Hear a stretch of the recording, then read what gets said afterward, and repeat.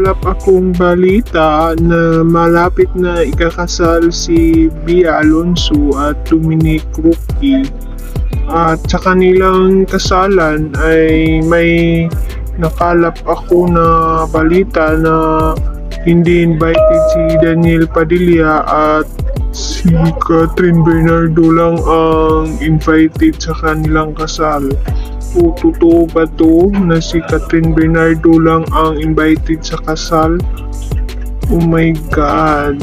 Ano bang mga issue nila? Bakit si Catherine Bernardo lang ang iniimbitahan at hindi nila iniimbitahan si Daniel Padilla? O baka may dahilan na naman kung bakit hindi nila iniimbitahan si Daniel Padilla. O hindi natin alam kung anong mga problema nila. Kaya abangan na lang natin ang kanilang kasalan ni Bia Alonso at ni Dominic Roque.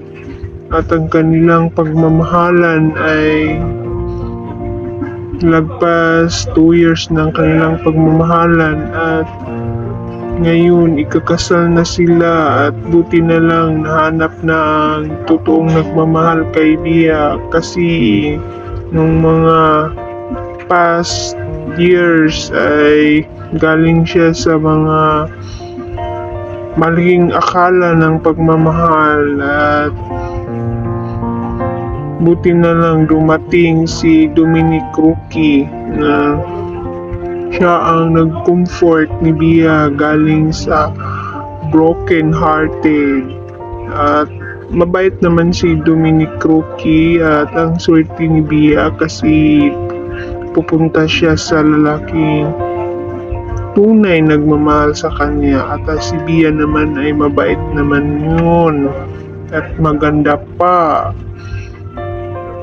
So abangan na lang natin ang kanilang kasalan at best wishes na maging happy sila forever at magkaanak na.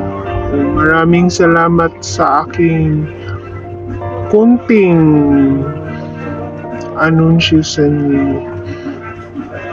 And don't forget to subscribe my YouTube channel, Takatok TV.